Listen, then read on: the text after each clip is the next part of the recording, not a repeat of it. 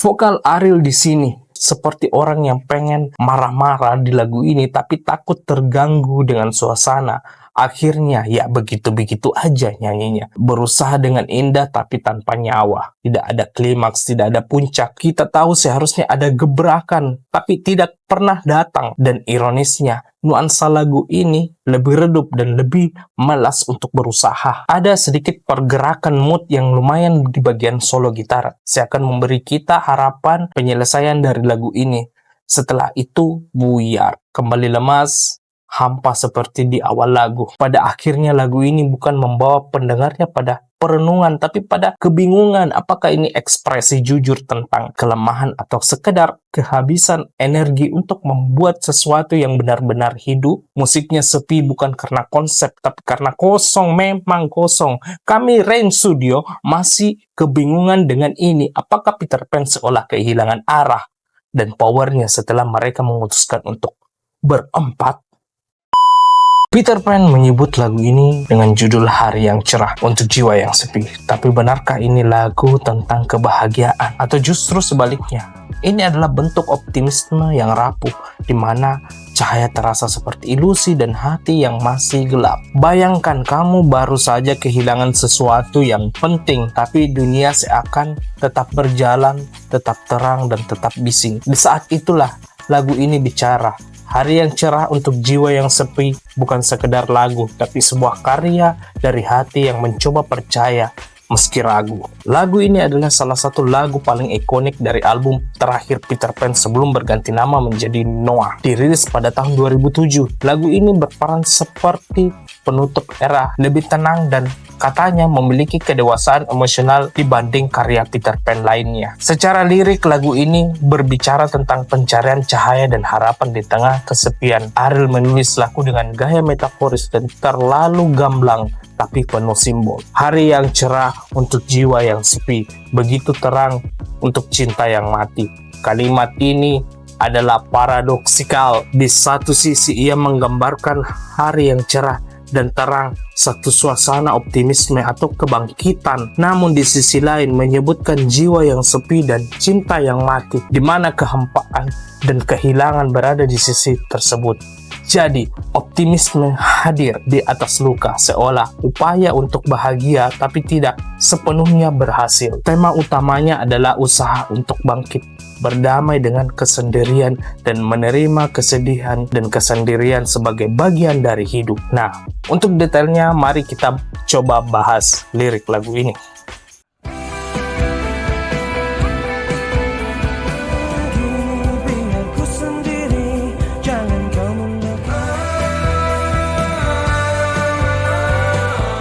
Di bagian awal lirik, matahari mewakili kebahagiaan, harapan, dan kehidupan yang terus berjalan. Menolaknya berarti menolak tuntutan sosial untuk segera sembuh atau berperilaku ceria. Secara emosi ini adalah penolakan pasif dan bukan amarah, melainkan letih, dingin hati, menegaskan bahwa luka batin masih menempel sehingga sinar di luar terasa mengganggu, bukan menyembuhkan. Di bagian ini adalah paradoks inti, di mana frasa-frasa cerah, terang berdampingan dengan sepi, cinta yang mati, dan menciptakan ironi visual emosional, dan di mana tercipta situasi eksternal ideal. Cahaya menjadi semacam kontras tajam yang menegaskan kehampaan, bukan menyembuhkan. Dan di bagian ini, vokalisasi vokal ini di bagian ini berfungsi sebagai nafas, helaan atau ratapan, menghantarkan emosi yang tidak bisa diungkapkan dengan kata,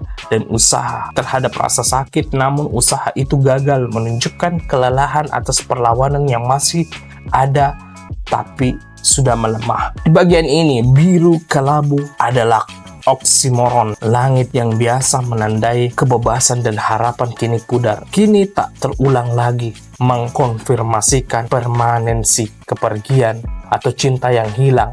Hari yang cerah ini bukan hanya sekedar kebetulan, itu justru momen finalisasi kehilangan yang cerah menjadi saksi pergi yang tidak bisa kembali. Dan disinilah makna emosional di mana harapan yang biasanya diasosiasikan dengan langit malah menegaskan ketidakmungkinan kembali atau kebalikan dari harapan yang biasa. Vokal Ariel di sini sering memberi ruang sehingga kesan sunyi dan jarak semakin terasa. Ariel seperti orang yang pengen marah-marah di lagu ini tapi takut terganggu dengan suasana.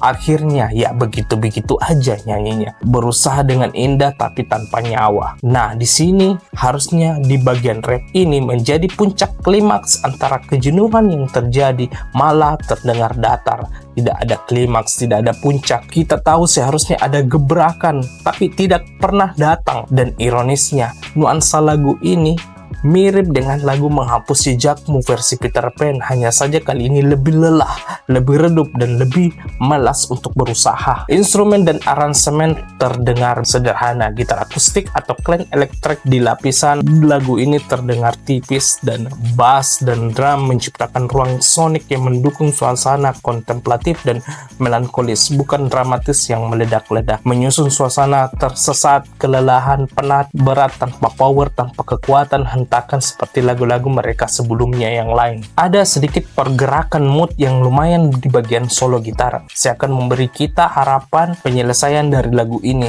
Setelah itu buyar, kembali lemas, hampa seperti di awal lagu. Pada akhirnya lagu ini bukan membawa pendengarnya pada perenungan, tapi pada kebingungan. Apakah ini ekspresi jujur tentang kelemahan atau sekedar kehabisan energi untuk membuat sesuatu yang benar-benar hidup? Lagu ini disebut sederhana, tapi lebih mirip agak tidak niat. Gitar dan drum hanya menumpang lewat tanpa karakter, tidak ada build up, tidak ada kejutan, bahkan tidak ada arah, semuanya berjalan pelan tanpa ada tujuan yang jelas. Kalau ini bisa disebut dengan lagu reflektif, berarti reflektif sekarang artinya malas dan tidak mau bergerak. Musiknya sepi bukan karena konsep, tapi karena kosong, memang kosong. Kami Rain Studio masih kebingungan dengan ini. Apakah Peter Pan seolah kehilangan arah dan powernya setelah mereka memutuskan untuk berempat? Beda dengan versi Noah, lebih lepas dan leluasa, drum lebih terkontrol dan nafas vokal lebih baik. Drumnya juga lebih bersih, tebal, dan feel-nya tenang. Jadi bisa dibilang versi Peter Pan adalah versi band yang organik, sedangkan versi Noah dikerjakan dengan dibarengi teknologi dan pengalaman yang bertahun-tahun sudah dijalankan. Kalau mau bahas mana yang lebih bagus, ya versi Noah lah. Walaupun secara memang feel kita kebanyakan di telinga kita terdengar musik sound 90-an yang notabene terbiasa dengan sound Peter Pan. Versi Peter Pan lebih menonjolkan sisi mentah dan emosional khas dari era awal 2000-an. Produksinya mungkin belum sehalus versi Noah, tapi justru disitulah daya tariknya. Ada kesan jujur, spontan, dan penuh semangat muda yang perlu ditiru kembali. Suara Ariel di versi Peter Pan terdengar lebih liar, sementara permainan gitar dan bass drum masih terasa organik memang. Di sisi lain seperti kacau balaunya instrumen lainnya. Dengan karakter yang kuat dan masing-masing personil, versi ini membawa suasana yang lebih raw seperti catatan perasaan yang ditulis tanpa revisi.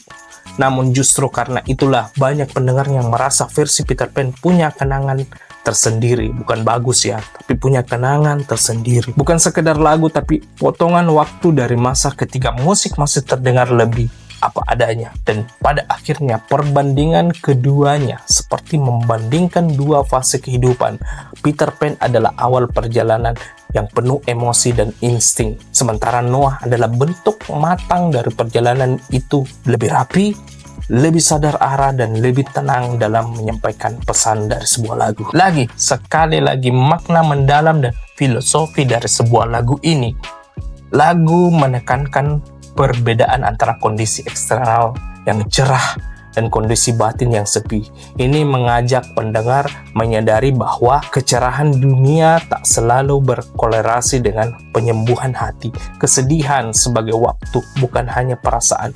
Ucapan kini tak terulang lagi menandai dimensi temporal, kehilangan mengubah masa depan, dan titik balik tak kembali. Kesedihan bukan sekedar mood sementara, tapi perubahan keadaan eksistensial. Perlawanan kelelahan lalu dilepaskan. Struktur naratif yang mencoba bertahan namun tak bisa, mencoba melawan dan melepas, merekam proses berduka atau menerima usaha aktif, lalu akhirnya pilihan terbaiknya adalah pasrah. Ini lebih stoik daripada dramatis, menerima bahwa beberapa hal harus dilepas, bukan diperjuangkan habis-habisan. Lagu ini menunjukkan harapan yang hadir seperti pagi, matahari, dan langit. Namun harapan itu terasa asing atau tidak sepenuhnya dipercayai. Harapan ada sebagai kemungkinan, bukan kepastian. Optimisme menjadi pilihan sadar sekaligus ragu yang terus mengintai.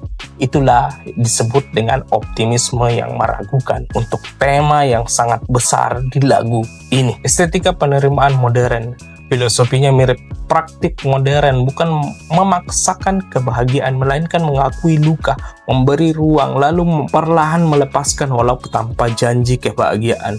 Ada nilai kedewasaan emosional, pengakuan atas realitas internal, bukan penyangkalan. Namun justru itu adalah titik balik letak masalahnya. Alih-alih menghadirkan kedalaman musikal melalui bunyi, lagu ini justru bersembunyi di balik simbolisme optimisme yang rapuh, seolah makna filosofis bisa menutupi kelemahan musikal.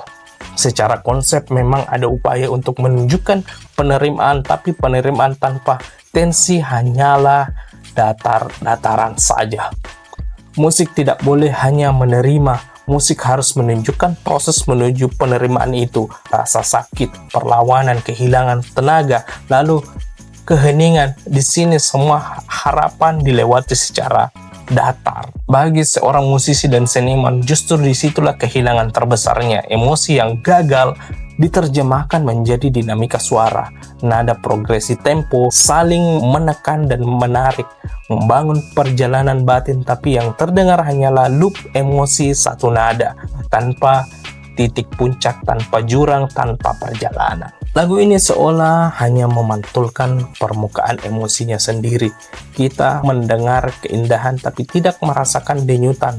Semua terdengar terlalu terkendali dan terlalu ingin aman, terlalu takut jatuh. Padahal dalam musik yang membahas kesedihan, jatuh justru bagian dari sebuah kejujuran. Di tahap ini, lagu Hari yang Cerah untuk Jiwa yang Sepi akhirnya bukan tentang perjalanan, melainkan tentang kehilangan arah musikal di tengah pencarian makna. Ini seperti cerah tapi pucat, indah tapi tidak hidup. Dan itulah ironi terbesarnya. Lagu tentang kesepian justru tidak punya jiwa. Jadi sedikit lagi ya untuk sebelum kita akhiri. Yang pastinya lagu ini adalah meditasi tentang kontradiksi antara dunia yang tampak cerah dan batin yang hampa.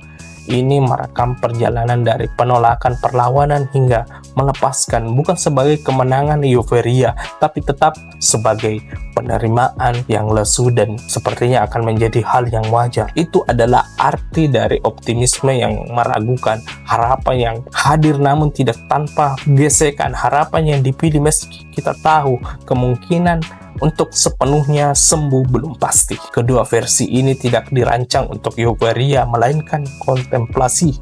Seperti duduk sendiri di pagi hari, berusaha meyakinkan diri bahwa hari ini akan baik-baik saja. Lagu ini pastinya bukan untuk kemenangan atas kesedihan, melainkan tentang berdamai dengan kekalahan, mencoba tersenyum walau masih terasa kosong. Itulah keindahan dari kejujuran yang membuat Hari yang Cerah untuk Jiwa yang Sepi tetap relevan hingga sekarang. Jadi menurut kalian, apakah lagu ini layak untuk kalian dengar? Bagus atau tidak? Sesuai dengan harapan kalian? Yang mana lagu yang paling kalian suka? Versi Peter Pan atau versi Noah? Kalau soal pilih memilih, kami serahkan kepada kalian mana yang lebih baik. Yang jelas kami sudah memberikan kalian penjelasan mengenai mood dari lagu ini. Jadi jangan lupa like, comment, dan subscribe. Tetap stay tune bersama kami karena kami tetap akan mengikuti Peter Pan, dan kami mengucapkan selamat untuk Peter Pan yang sudah menyelenggarakan The Journey Continue. kami, para fans, bahagia dengan pencapaian kalian. Semoga kalian tidak berhenti sampai konser ini. Semoga ada Peter Pan lainnya hadir di panggung-panggung lainnya. Jadi kami undur diri dulu, sampai ketemu di video selanjutnya.